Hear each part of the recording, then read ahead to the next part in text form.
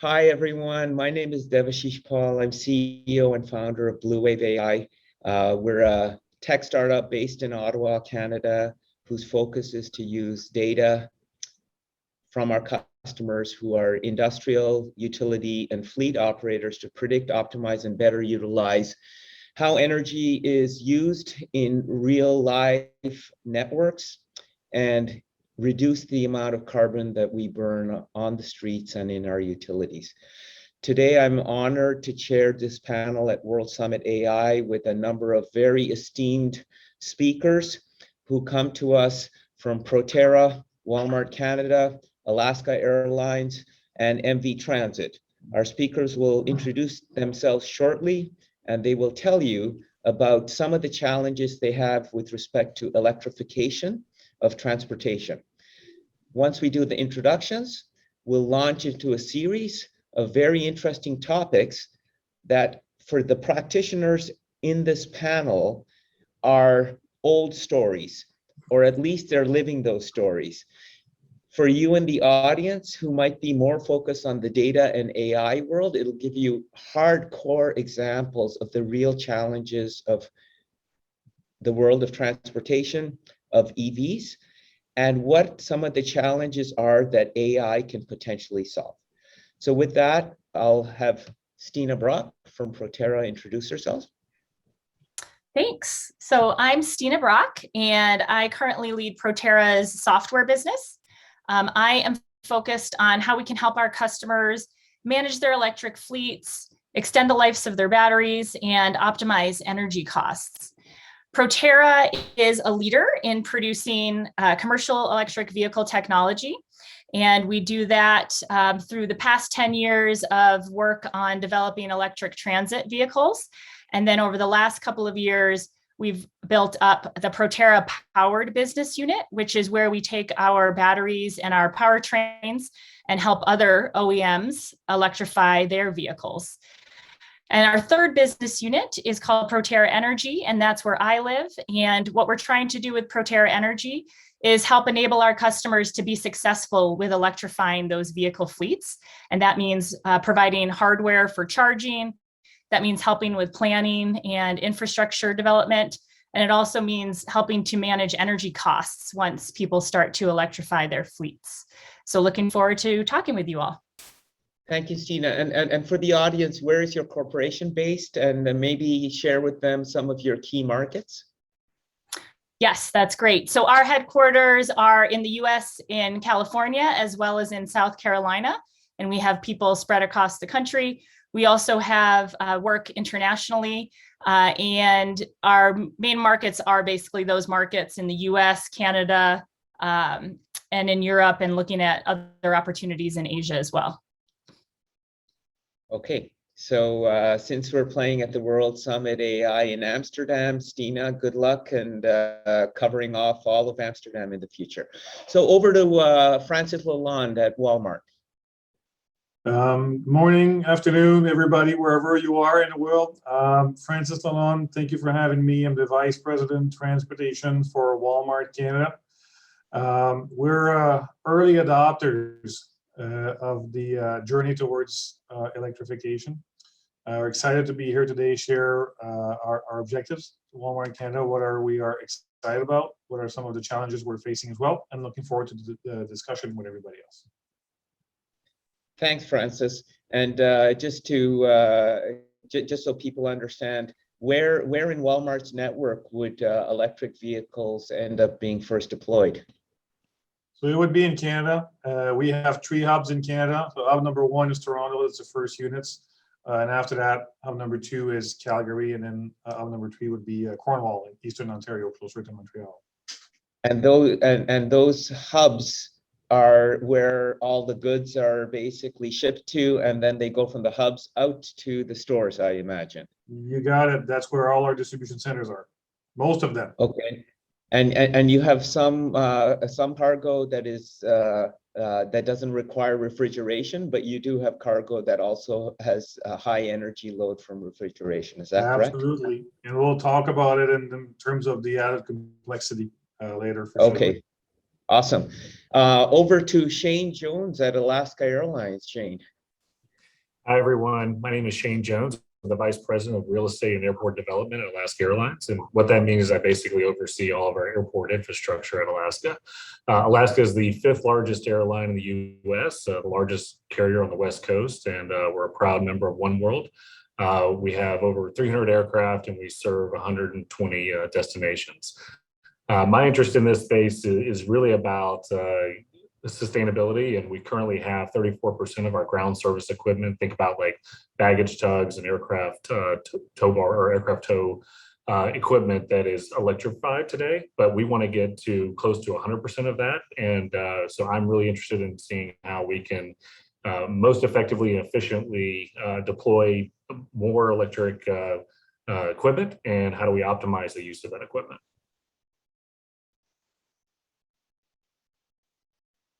Excuse me.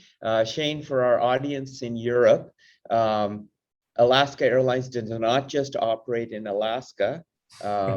Perhaps just convey to them the breadth of your operations.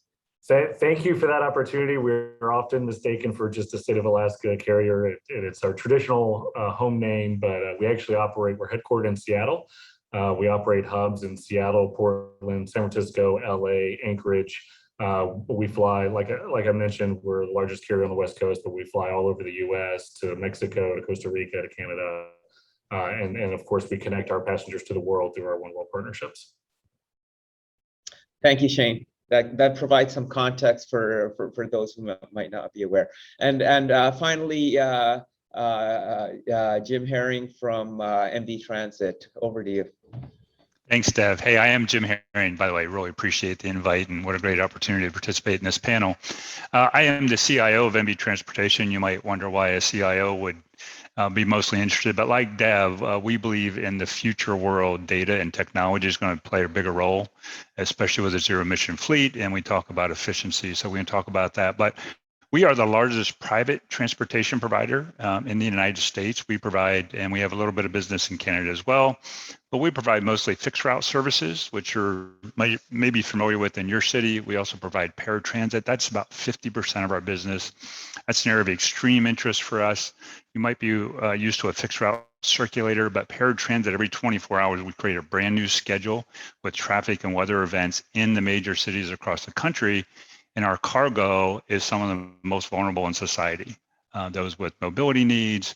And so that's an area we care deeply about. Service continuity and planning are really important. And again, as we go forward, we are headquartered in Dallas. We do have a little bit of business in Canada as well. But going forward, I really think we believe, again, data and companies like BluWave and data science will play a huge role in the efficiency and really service continuity for what we do, which is just so important for us. Thank you, Dev.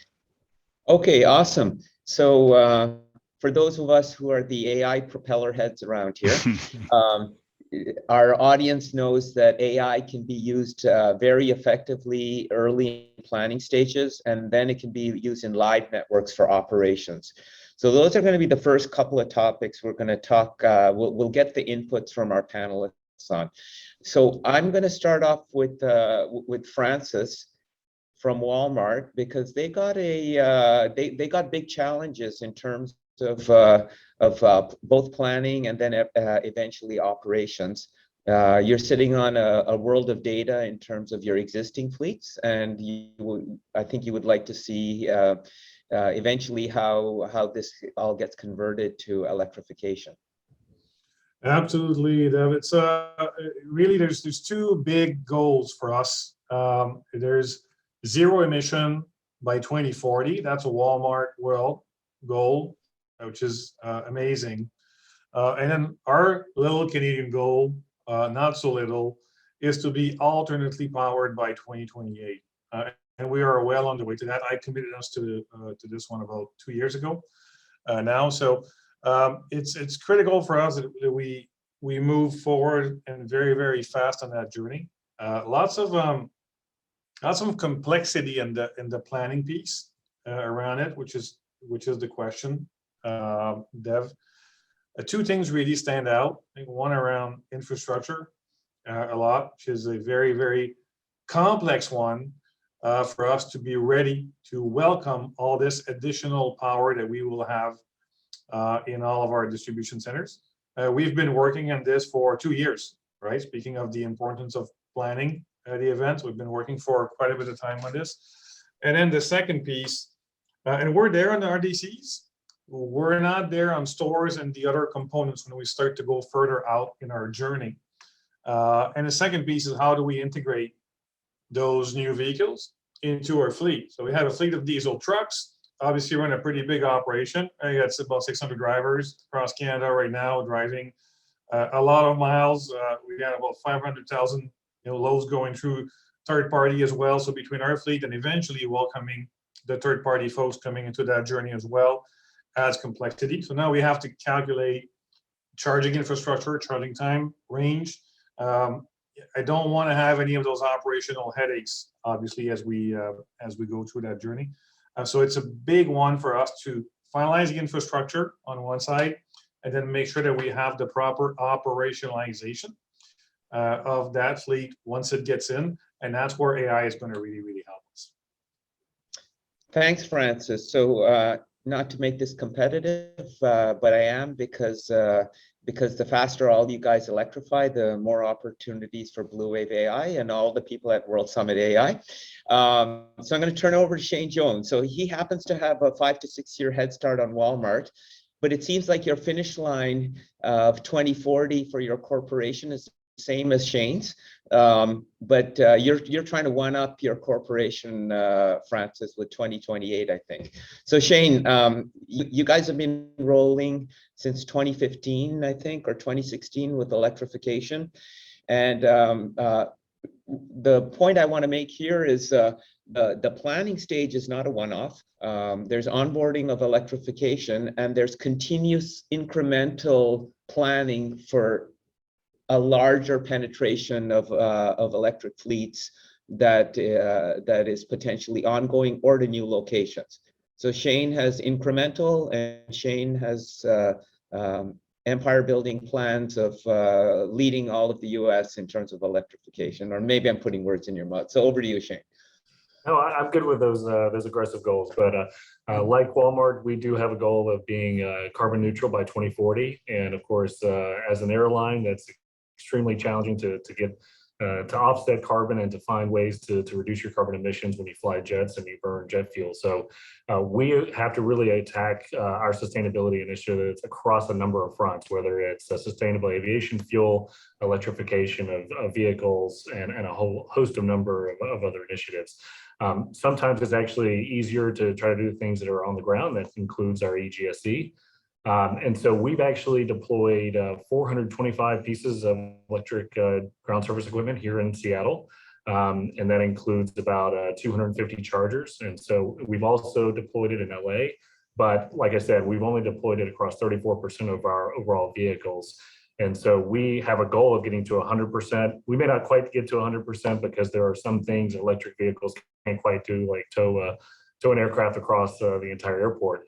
But as we continue to roll this out, I think what we've done thus far is we've been opportunistic in where we have infrastructure, putting in the infrastructure to enable EGSE, and then replacing our diesel with electric GSE. But it's not been, I would say, it's more opportunistic and not been fully planned out. And so as we now have data for the last 4, 5, 6 years here in Seattle, we really can use AI to help us plan for how many chargers do we need in various airports? How many ground surface equipment can that actually support? Is there a way to plan for the future, and particularly when in places where we're growing more, Portland, California, where we don't want to just plan to replace what we have today. We want to plan for our needs 10 years from now. And you may not know, but airport infrastructure is highly constrained, and it takes a long time to implement the pipeline in terms of electric capacity, as well as to install GSA equipment, charging equipment. So it's a years in the making in the process, and so we want to get ahead of that as we try to meet our goals. Thanks, Shane. Part of the planning that you are engaged in also involves collecting more data. So I think early on you didn't have as much data as you needed to make intelligent decisions for future planning. you guys have decided to meter out a whole breadth of equipment, from my understanding. That's right. We do have data that we get from the airport. They actually own the charging equipment. We have some limited data from the equipment itself, but it hasn't been a holistic approach at looking at the data and how do we use. So we have some data already, but we actually in this past year have rolled out basically tagging all of our equipment. So we're constantly tracking the equipment, when it's in use, when it's being charged, and of course what the charging levels are. And so I think there's a mountain of data and opportunity that we're going to be collecting that we can then utilize to go implement. So for those in the audience, we all get excited when the end users decide to meter and get a lot of data. And clearly, Alaska Airlines sees the value both in the planning stage and the operation stage. With that, I'm going to actually turn it over to Stina. So Stina's vehicles, they're basically computers on wheels that move people around. Maybe you can help the rest of us understand the type of information that you've been able to use to help customers in planning. If you want to actually delve into the operational side of it, Sina, we can get rolling on that because I'm going to hand it over to Jim afterwards, who's got to deal with all of that. But you're basically preparing the type of exercise that Shane's going through in terms of acquiring the data so then they can subsequently make better decisions. You're already provisioning that with your end customers, right? Yeah, that's right, Dev. We do have a team within Proterra Energy that is focused on the planning side to help our customers figure out, what types of vehicles they need, how many vehicles, how they can electrify over time as they're looking to maximize, the amount of EVs that they have in their fleet. And there's a lot of work that goes into thinking about how much energy you're going to need at that site in order to do this over the next couple of years.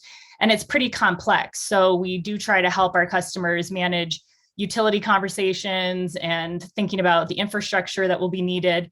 And then that does move into the operational side. So once you understand your energy needs and you get your infrastructure in place, then you want to be really smart about how you're managing those charging operations so that you have a high utilization rate with the infrastructure that you have there, and that you can ensure that your vehicles will have maximum uptime, of course.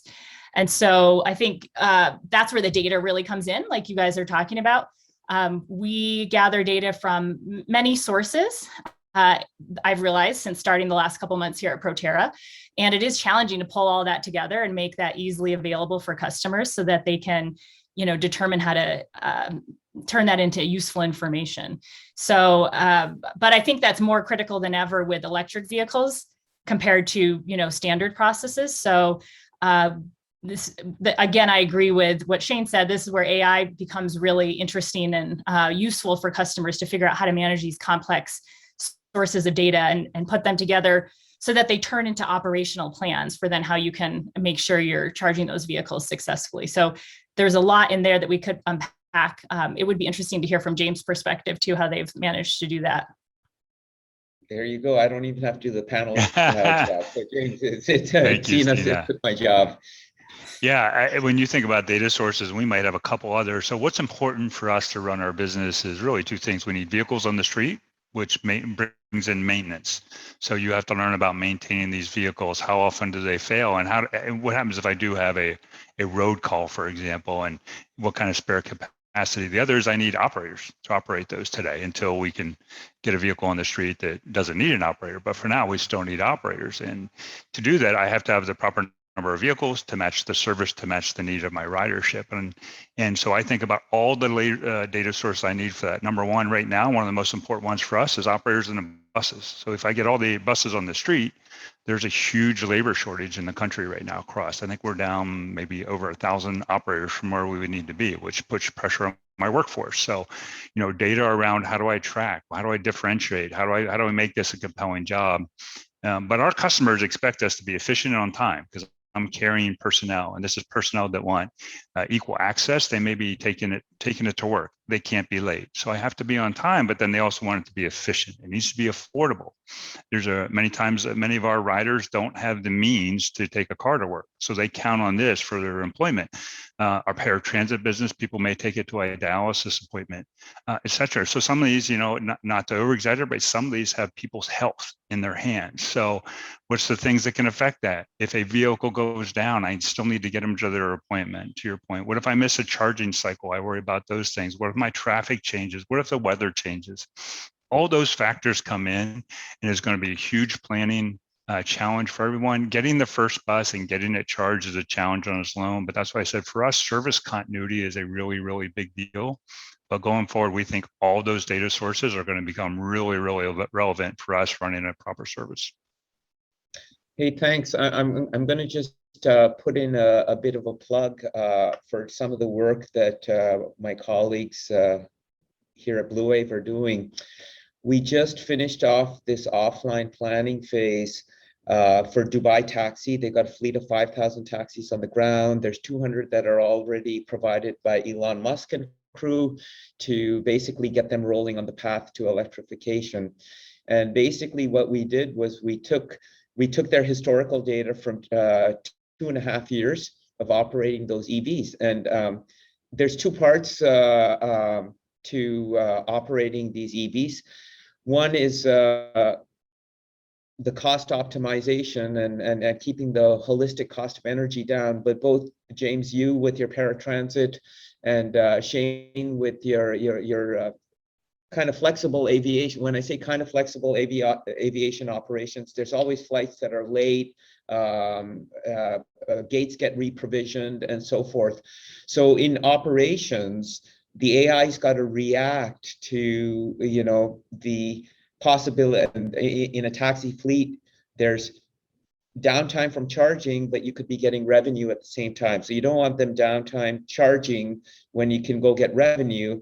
In the case of a 737 MAX coming into another gate, you want to send an electric vehicle out there if you can have it ready and react to the changing dynamic in your network. So Shane, maybe you can just comment on that from an operations angle, and what some of your desires are for our audience, who, our audience we're always looking at how our tool, our hammer, we're walking around with an AI hammer and everything looks like a nail to us. And, ideally people like yourselves go, there's some nails I have for you guys to bang on and build me something good. Maybe you can talk about that operational dynamic a bit. Sure. Yeah. Operating at an airport, and particularly a hub operation, is a bit like controlled chaos. You start with call it your network plan, how many flights you're going to fly, where they're going to go, when they're going to leave. And that starts about 6 months out, 9 months out. Then you get to 30 days out and you sort of plan, all right, here's where the aircraft are going to park, which gates. And then comes the actual day of operation, and everything you plan for does not match exactly what you're doing on that day at all. And that's because of things like having to rotate aircraft to different cities for maintenance, having to deal with delays, having to deal with weather, having to deal with ATC delays. So it's constantly changing and dynamic, and we have to adapt to that.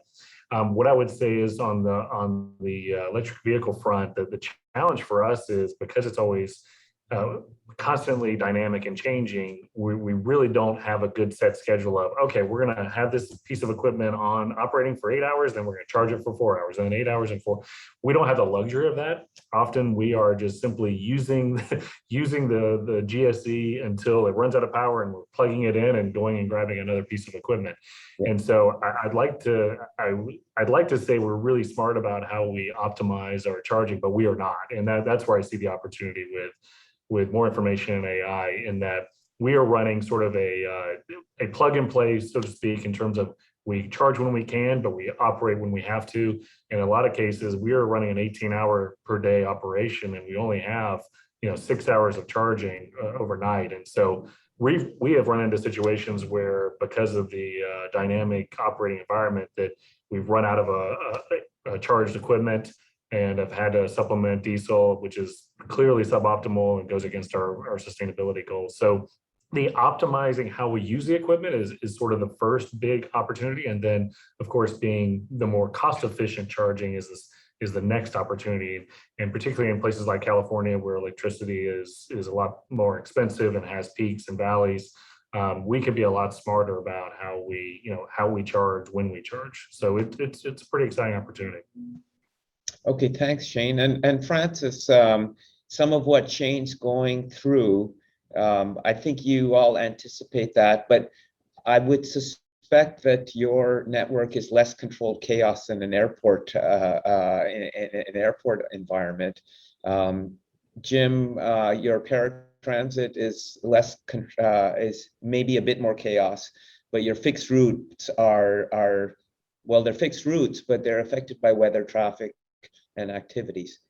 Francis, maybe you could take a minute or so to talk about what Walmart anticipates. Yeah, And no, then, we definitely have some of that chaos when we have, winter storm and we have 100 loads coming back late. So a few things we're on the lookout for, right? Obviously, our loads are mission critical for us, right? We deliver product at night to our stores. We receive the product and it's right off the gate, it's going on the shelves. So we need to be efficient, can't afford to have downtime. That service component to our customers is one of our most important metrics, probably the most important one after safety, which I'm proud of.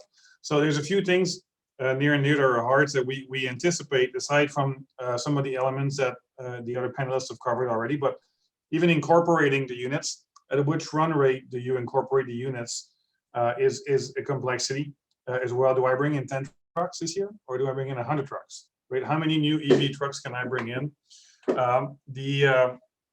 For us, we're running a day cab model. So basically, we're going home. Our drivers are back home every night. But then how do we start to integrate those further out runs? Because now I need to have charging infrastructures on the road. Are we ready for that? Not ready yet, right? So complexity on how do we integrate this one, and once we have it, then how do we manage that data, and how do we plan for refueling at this one because it's 200 kilometers out or 300 kilometers out, so it's added complexity. And we mentioned the temperature controlled environment. The reefers as well are important for us. Our journey is to be zero emission. I'm not going to show up to a store with a brand new electric truck and a diesel reefer in the back. So we have to figure out how we're going to integrate electric, solar reefers. How do we manage all of that as well, so that we don't have operational concerns on this side as well. So to your previous comment about all this additional data we have to manage, these are lots of different inputs that we were not controlling. So really have to consolidate all this and have a good, strong output so that my operators can operate properly. So Stina and James, in terms of one of the things that Francis brought up is this en route charging. What's your experience with the flexibility that municipalities or transit authorities have?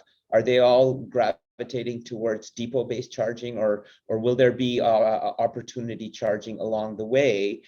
And now you got this distributed charging, distributed loads, and you have to grab data from everything and make heads or tails of it. What, maybe 30 seconds to each one of you, and then it looks like we're going to be running out of time momentarily. So if Stina, if you could warm us up with your view as someone who's touching on a bunch of end users.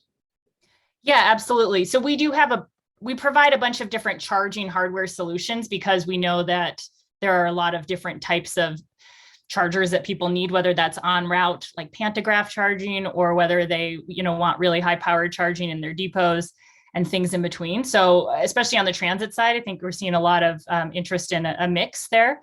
The other piece on the data side for charging is, you can look at all of these different data points, everything from how a driver is braking on their route to, weather and elevation changes, that sort of thing. So I think, the way that routes are scheduled today is based on traditional vehicles. And so I think it'll be interesting to see how that changes over time and what mix of hardware and sort of data-driven decisions get put together for electric fleets. So, James, you can't cook the passengers when it's 102 degrees in Dallas in July, and just to save energy, you need to air condition them and en route charging. How would that work out?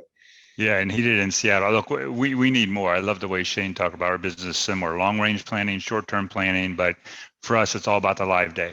Right?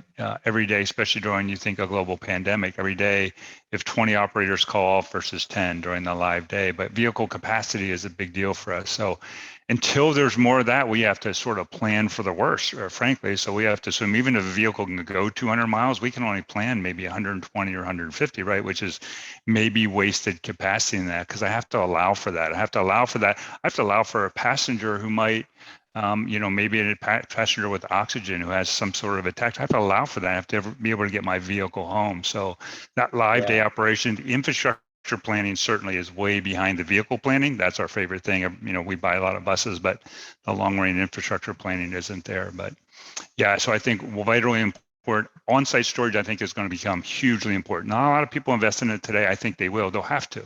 Right? Because a major city has a power outage for 6 hours. Do I not run service the next day now?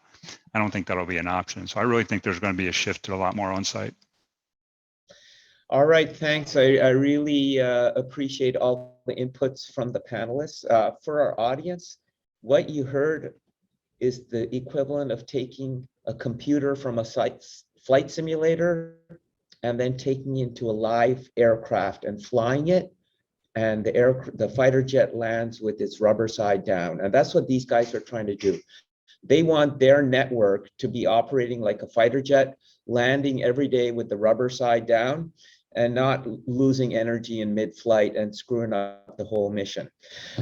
There is huge promise for data and AI to enable this electrification of transport. Obviously, at BluWave, we feel we're at the forefront of it with a number of patents and products in operation, and look forward to basically transforming the world's hardware deployments with better utilization with data and AI. So thank you, everyone. Thank you, the audience, and hope to be live in Amsterdam or wherever this summit is next year.